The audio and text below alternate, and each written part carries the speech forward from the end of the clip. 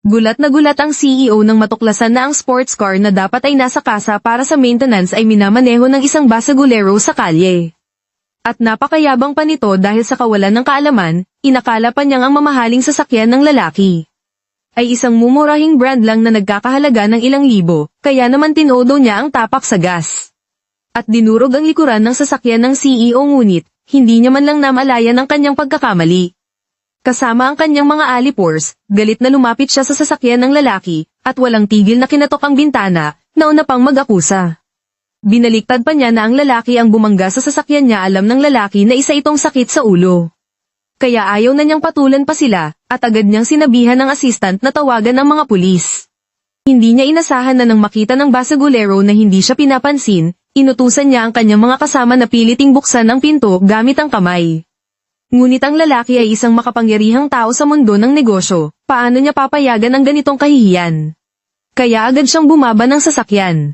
Nang handa na siyang harapin sila, sumenyas ang kanyang assistant na tingnan niyang mabuti ang plaka. Nang makita niya ito, laking gulat niya kaninang umaga lang ay inutos niya sa kanyang asawa na dalhin ito para sa maintenance. Libo-libong tanong ang nasa isip niya. Bakit nandito ang sasakyan? Ngunit ang lalaking oportunista ay mayabang na sumagot. Mayabang niyang sinabi na bigay ito ng girlfriend niya, si Hao Chen, ang CEO ng Nancheng Group kahit nabigla. Hindi pa rin siya makapaniwala na kaya siyang pagtaksilan ng asawa niya, kaya tinanong niya ulit ang oportunista. Anong ebidensya mo na girlfriend mo siya? Hindi niya inasahan na maglalabas talaga ito ng kanilang sweet na litrato. Sa sandaling iyon, naramdaman ng lalaki na para siyang napapaligiran ng malawak na damuhan ang taong kanyang inalagaan at pinahalagahan. Hindi niya akalain na matagal na pala siyang niloloko nito. Mahal na mahal ni CEO si Kuya Deng namin. Nakita mo ba? Gusto ni Kuya Deng ang Nautilus. Binili niya agad ng walang alinlangan sa sandaling iyon, pakiramdam ng lalaki ay umakyat lahat ng dugo sa kanyang ulo.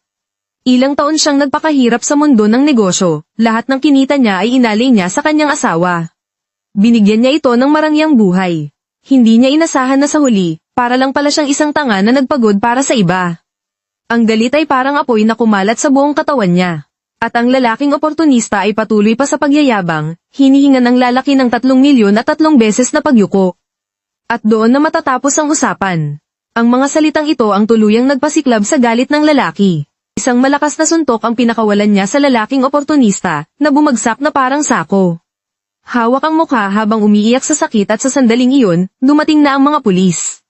Agad siyang umiyak na parang napi, isinusumbong na hindi lang binangga ng lalaki ang kanyang sasakyan, kundi sinaktan pa siya, pero hindi madaling maloko ang mga pulis. Isang tingin pa lang, alam na nilang siya ang may kasalanan sa lahat, tailgating at posibleng reckless driving pa. Kung hindi siya magbabayad, dadalhin siya nito para magtrabaho sa loob ng ilang buwan. Nang marinig niya ito, bigla siyang naduwag. Kaya wala siyang choice kundi tawagan ng babae. Baby, ako to, si Gia mo, nagdadrive ako kasama mga tropa para mamasyal. Tapos nabangga ako ng isang walang kwentang tao okay ka lang ba? Sinaktan pa niya ako, baby, pumunta ka na dito. Sige, papunta na ako ngayon din. Oo nga pala, tawagan mo agad yung insurance company, may 3 milyong insurance tong mamahaling sasakyan. Nang malaman ng lalaking oportunista na may 3 milyong insurance, lalo siyang naging mayabang at sumisigaw na sapat na ang 1 milyong bayad.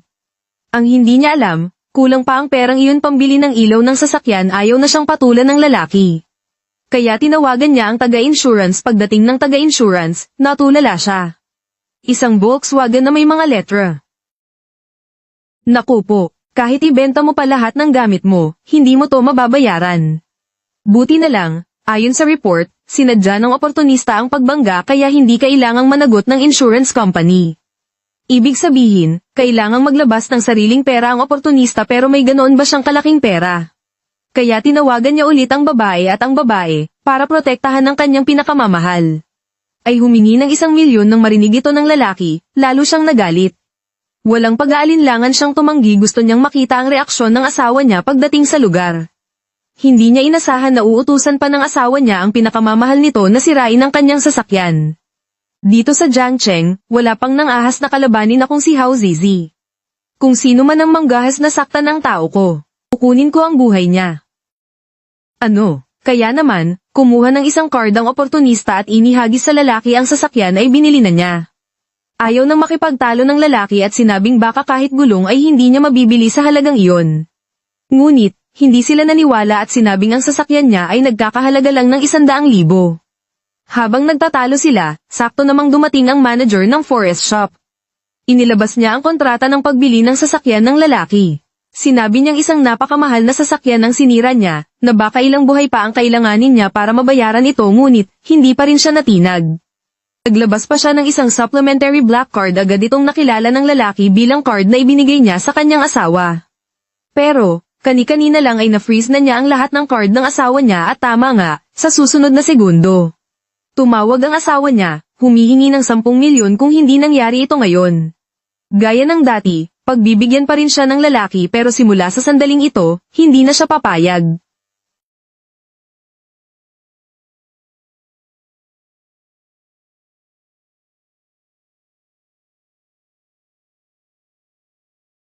Ngunit, hindi pa rin sila naniwala hanggang sa ilabas ng lalaki ang rehistro ng sports car.